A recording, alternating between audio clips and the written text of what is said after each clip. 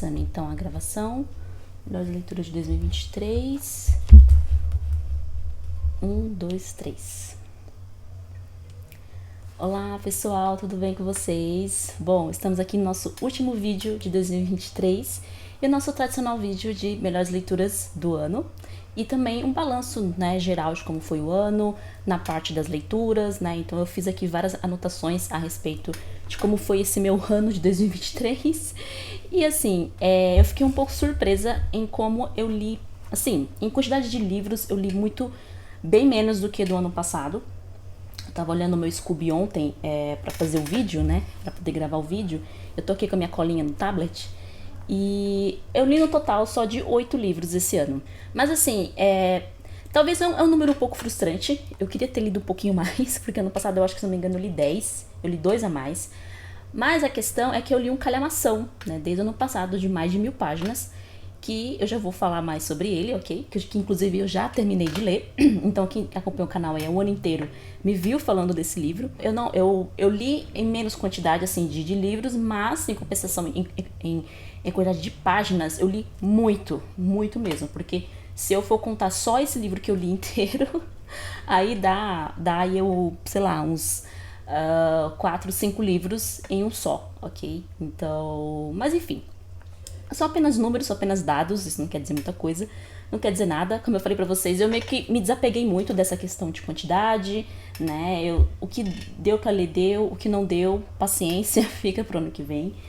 E é uma coisa também que eu até vou conversar com vocês nesse vídeo, inclusive agora, que ontem à noite, quando eu tava preparando, né, o vídeo, esse vídeo de hoje, eu assisti um vídeo da Marina Moura, sobre a questão de energia feminina e tudo mais. O canal dela é uma graça, gente, eu amo.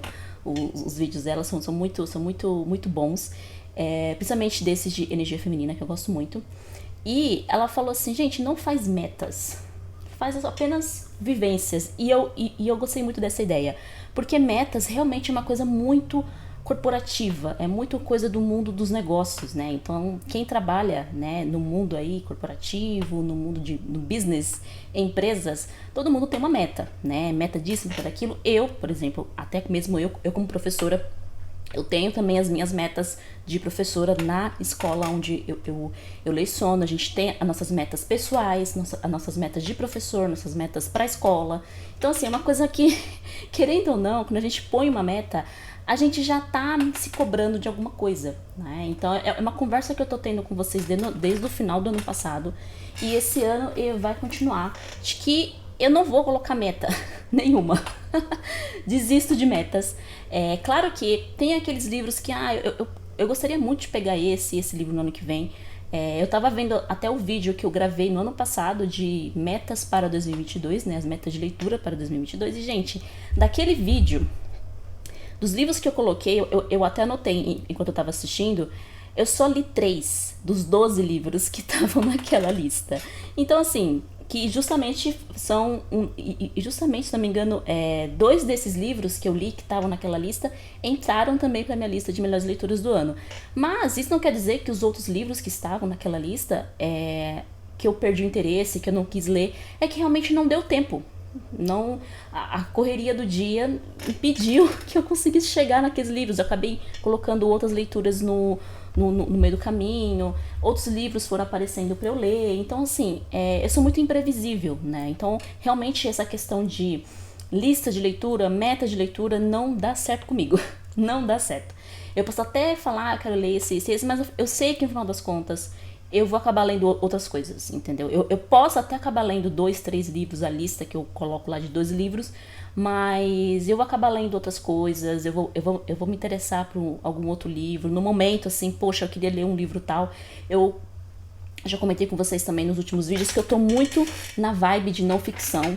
Eu tô muito mais, assim, nesse desejo de ler mais não ficção do que ficção ultimamente. Eu acho que é por isso também que algumas leituras se arrastaram. Foi por isso que muitos livros aqui de não ficção que eu incluí na minha lista de melhores leituras do ano, eu li super rápido, muito rápido. Eu praticamente devorei esses livros. Enquanto que os de ficção eu já gastei mais tempo, né? Eu não tô dizendo, obviamente, não quer dizer que eu vou parar de ler eu vou parar de ler ficção. Não é isso, gente.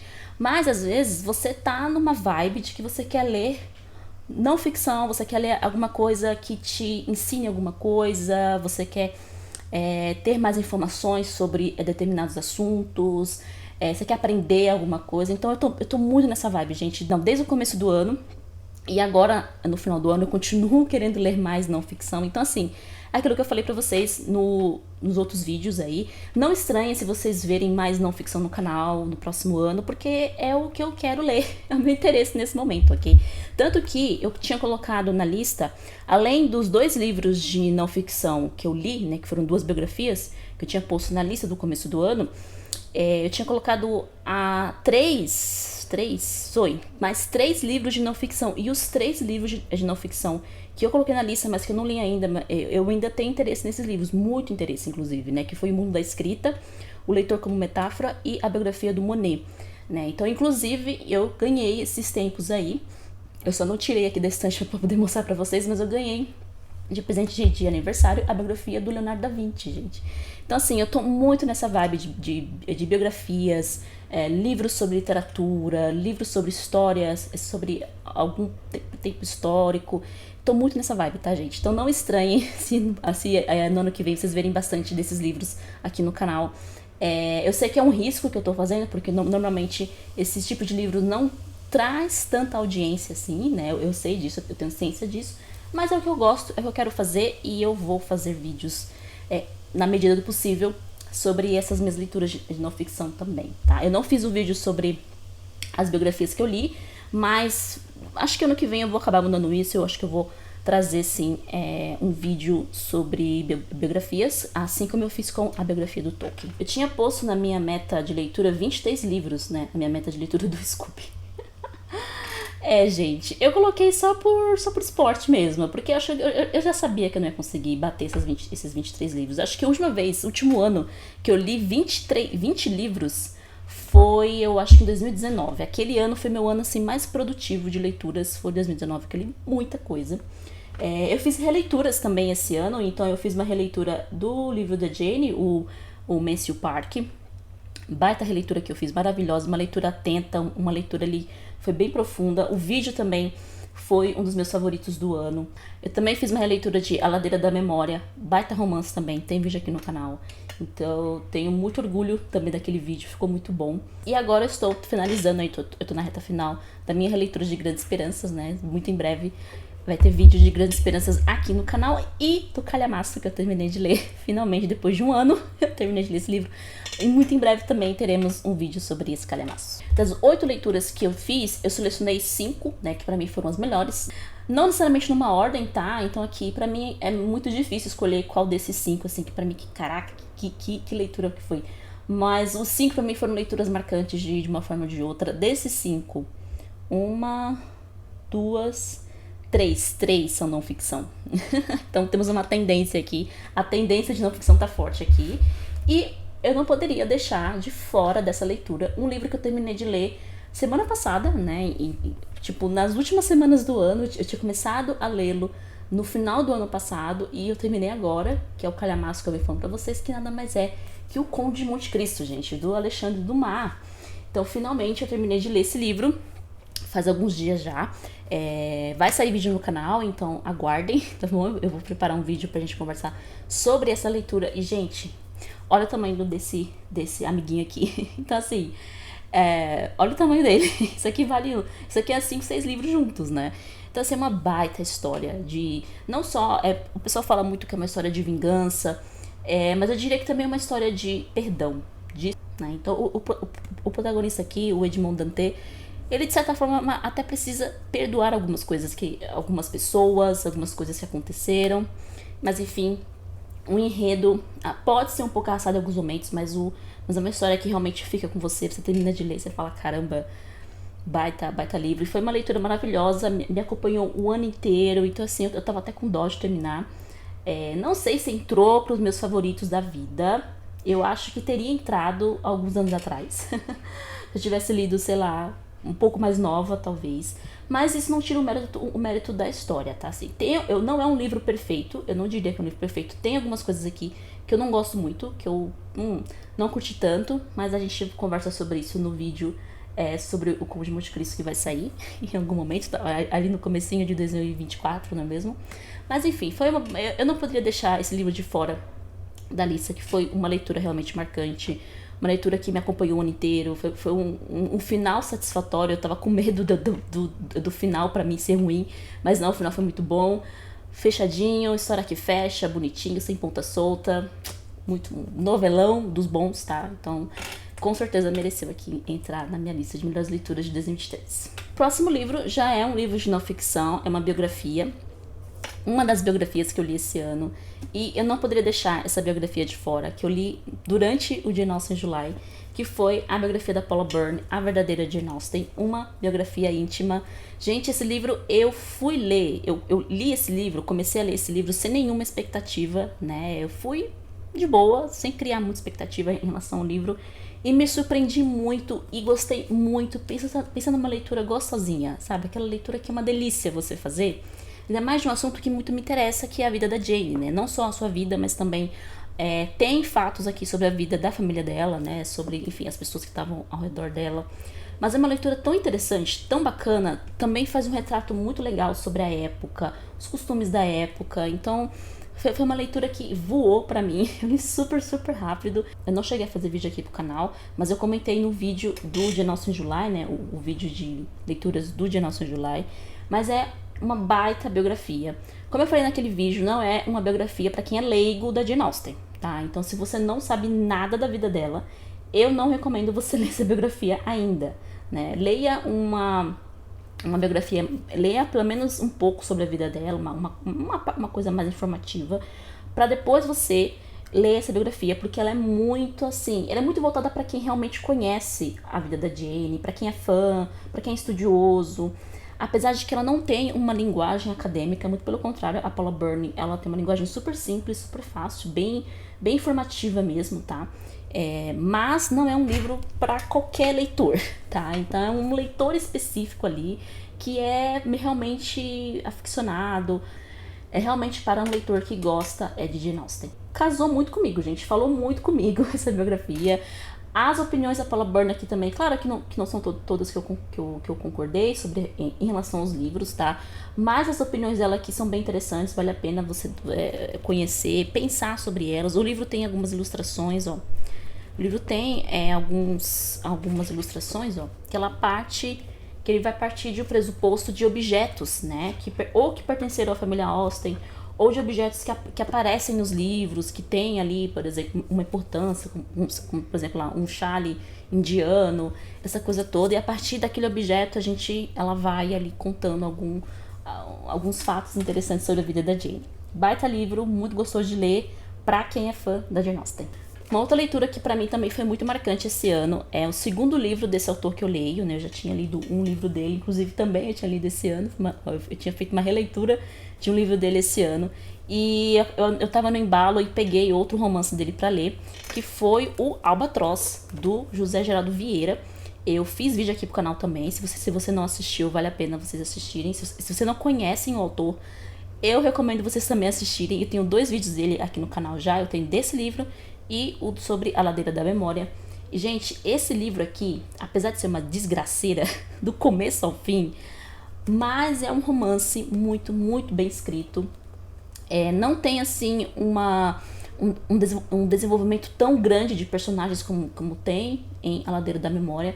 Mas o que interessa aqui pra nós realmente é o drama que acontece na vida dessa família, no caso, né? Que a gente vai acompanhando, se não me engano, umas 3 ou 4 gerações dessa família, e parece que é uma maldição nessa família que acontecendo. Obviamente o autor não vai usar essa palavra, mas se passa aí no Brasil, no começo do século XX, se não me engano, se passa no Rio de Janeiro.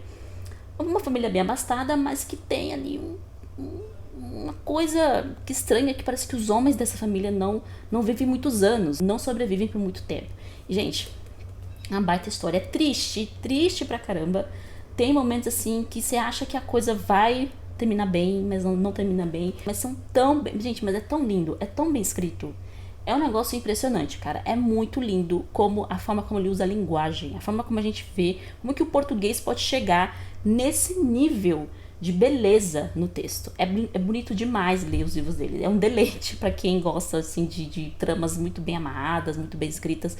Às vezes a trama é muito simples, né? Como é o caso da Lei da Memória. Mas a escrita é de outro nível, cara. Esse autor, assim, foi um dos nossos maiores romancistas, se não foi o maior romancista brasileiro, né, do século XX. Há opiniões, há opiniões aí que dizem que, alguns estudiosos aí que dizem que foi, mas assim, gente, baita livro, vale muito a pena. Se você não conhece, se você não leu, assiste o vídeo, tá? Tem spoilers, tá bom? Então já fique sabendo disso. Mas conheçam o autor. Com certeza vou ler mais coisa dele, ou pelo Kindle mesmo, então eu vou comprar o físico, mas acho que eu vou acabar lendo mais pelo Kindle, tá bom? Então, baita romance, vale muito a pena. Uma outra leitura que foi uma leitura até curta, um livro curto, mas de um autor que eu amo, que eu sou fã dele. É um dos meus autores favoritos da vida, que é o Tolkien, que foi o seu livro de não ficção, Árvore e Folha, né? Que é um livro de ensaios, principalmente ensaios referentes a contos de fadas. E, gente, esse livro, eu aprendi tanta coisa com esse livro. E é uma coisa que ficou tão forte comigo que, por exemplo, agora eu tô terminando de ler O Quebra-Nozes. E eu não consigo não pensar nesse ensaio do Tolkien toda vez que eu pego O Quebra-Nozes pra ler. Porque O Quebra-Nozes eu tô lendo duas versões, né? Eu tô lendo a versão do Dumas e a versão original do Hoffmann, né? E a do Hoffmann eu ainda tô bem no comecinho, então eu ainda não tenho uma opinião formada, tá? Ok? Mas a do Dumas, assim... É aquilo que eu falei, talvez se eu tivesse lido mais nova, eu poderia ter gostado mais. Mas depois que eu li esse livro aqui do Tolkien, Árvore e Folha, em que ele argumenta sobre o que é um conto de fadas, o que não é um conto de fadas, a questão que o conto de fadas não tem que ser amaciado, não tem que ser fofinho, não tem que ser bonitinho, né? Porque ele é um gênero literário como qualquer outro. Essa questão de deixar o conto de fada muito higiênico, o Tolkien detestava, e por conta desse livro dele eu passei a não curtir tanto, apesar de eu gostar, por exemplo, das versões da Disney, dos desenhos da Disney, que eu acho muito bonito, principalmente porque são musicais, eu adoro musical, etc. Mas num livro, eu acho que com certeza eu estou preferindo ler mais as versões originais dos contos de fadas, não só pelo Tolkien, mas também por conta da Clarissa Pinkola Estés, a autora de Mulheres Correm com Lobos, que eu ainda estou lendo, inclusive, preciso retomar essa leitura. Mas ela conta as versões originais, né, não só de contos de fadas, mas também de histórias folclóricas, de mitos, né, então as versões originais, sem aquela higiene toda que muitas vezes a gente faz para contar com uma criança, né? E que contos de fadas não é necessariamente um gênero infantil, não é para crianças, ok? Essa leitura me abriu tantos olhos para tanta coisa, expressou tantos sentimentos que eu tinha em relação aos contos de fadas, às histórias, aos mitos, às lendas, assim, que isso aqui foi um abraço, um abraço do Tolkien para mim. Esse livro também, ele resume toda a filosofia do Tolkien, principalmente se você já conhece a obra dele, né, a sua obra-prima, que é O Senhor dos Anéis. Então, tudo que o Tolkien acredita de histórias, de criação de mitos, está contida nesse livro, e esse livro é basicamente toda a base do Senhor dos Anéis, do Silmarillion, enfim, de todo o legendário, tá? Inclusive, o Senhor dos Anéis tem vídeo aqui no canal, eu fiz vídeo para as 3 partes do Senhor dos Anéis, ok? Vale a pena assistir, eu tenho muito orgulho daqueles vídeos, deu um baita trabalho, porque a história é bastante longa, tem muitos detalhes, não é mesmo? Mas, gente, sério, essa leitura é maravilhosa. Tem vídeo no canal também, eu fiz vídeo pro canal comentando essa leitura, porque eu tinha que conversar com vocês sobre isso, e é para vocês verem como que o livro realmente me impactou, né? Então, como eu falei, quando eu tava lendo ali a versão do Dumas, do Quebra-Nozes, eu falava, cara, o Tolkien ia detestar o que o Dumas fez aqui. Apesar de ser uma história divertida, tá longe de ser uma história marcante, gente, porque ela é extremamente higiênica, né? A gente percebe que o Dumas escreveu ali visando, né, cortar muita coisa que provavelmente que não é tão adequada que tem no conto do Hoffmann, que eu estou lendo ainda, né? Inclusive as personagens são muito antipáticas também, né? Principalmente a protagonista, enfim. Se você quer conhecer mais quem foi J.R.R. Tolkien, Qual que é a sua filosofia em relação à criação de histórias? Leia o Árvore de Folha. Se você é fã do Tolkien e você não leu esse livro ainda, você pare o que você está fazendo e vá ler esse livro, gente. Sério, esse livro é maravilhoso. Esse livro é maravilhoso, vale uma pena uma releitura, com certeza vai ser um livro que eu vou reler muitas vezes ao longo da minha vida, que realmente foi uma leitura que me marcou demais, muito, muito mesmo. Eu ainda lembro até hoje as minhas reações enquanto eu estava lendo o livro.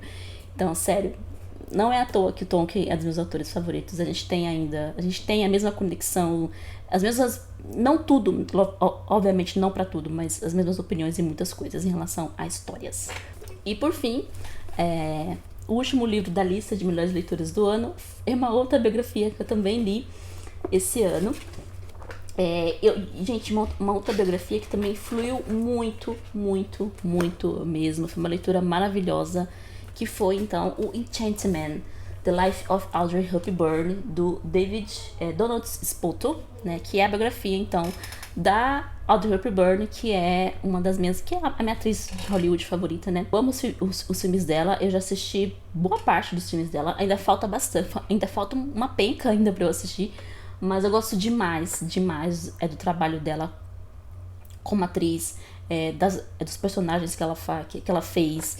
E é uma figura que sempre me fascinou desde quando eu era criança, né? E a história da Audrey é tão interessante quanto os filmes que ela fez, né? Então, e o Donald, ele é um biógrafo muito bom.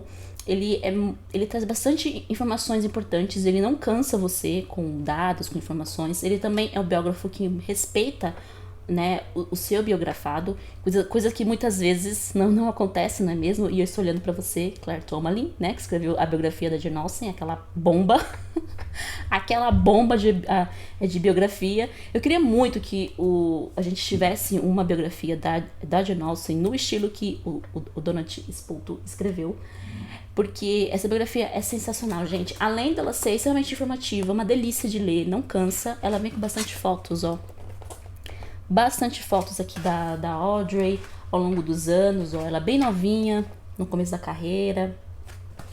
A Audrey, ela veio, se não me engano, ela é uma atriz holandesa, ela é da Holanda, se não estou enganada, se não me falha a memória, e ela presenciou a Segunda Guerra. Por muito pouco, a Audrey não foi sequestrada, tá? A gente não teria a Audrey Hepburn em Hollywood se ela não tivesse fugido, né, de um sequestro, gente, durante a Segunda Guerra, né? Porque o país dela foi ocupado, né, pelo comando alemão, né? Não posso falar o nome aqui, senão o YouTube me censura, mas vocês sabem de quem que eu tô falando, não é mesmo? Então, bastante foto. E a história dela, gente, é um negócio impressionante, né? É outra coisa você ver a pessoa da Audrey Hepburn e não só a atriz, né? O ícone de fashion, o ícone de beleza, o ícone de Hollywood, né, que a gente vê nos filmes. Não foi só uma biografia de uma pessoa que eu gosto muito, que eu admiro, que eu gosto do trabalho, mas também a forma de escrita do Donald é sensacional. Eu vi que ele escreveu biografias de outras pessoas de Hollywood, né, de outros ícones de Hollywood, como o Laurence Olivier. Ele também escreveu da Grace Kelly, então assim, vale muito a pena. Não é tão longa, não foi uma leitura longa, não foi maçante, pelo contrário. Realmente ele realmente prende a sua atenção, escreve muito bem. Tem um talento literário também, que tem momentos, tem passagens aqui bem emocionantes, pra vocês verem que eu marquei bastante o livro, porque realmente tem passagens muito interessantes, assim, de análise até que ele mesmo faz de algumas situações ali, de alguns momentos da vida da Audrey, que vale muito a pena. Essa biografia, infelizmente, não temos em português, né? Então, se você quiser ler, vai ter que ser no inglês mesmo, tá? Mas, se você sabe ler inglês, eu recomendo. Se você gosta de biografias de ícones de Hollywood, se você gosta da Audrey Hepburn, eu recomendo demais essa biografia aqui também. Uma baita leitura. Eu amei de verdade. Bom, gente, é isso. Muito obrigada pela companhia de vocês durante esse ano de 2023. Espero, né, que vocês continuem aqui comigo no próximo ano, de 2024. Eu desejo para vocês um feliz ano novo, muito próspero, com muitas bênçãos na vida de vocês, tá bom? Muito obrigada a todo mundo que acompanha o canal, que tá sempre assistindo os vídeos, que tá sempre comentando, dando like, né? Esse ano eu tive bastante acesso aqui aqui no canal aumentou bastante o número de inscritos, então eu agradeço muito o carinho de vocês, a confiança de vocês no meu trabalho. E 2024 estamos aí, né? Muito em breve o canal vai continuar aí. Vocês viram que deu uma diminuída, assim, de vídeos, muito por conta do meu trabalho, né? Como eu comentei com vocês, né? Eu sou professora, então a vida do professor no final do ano é uma loucura.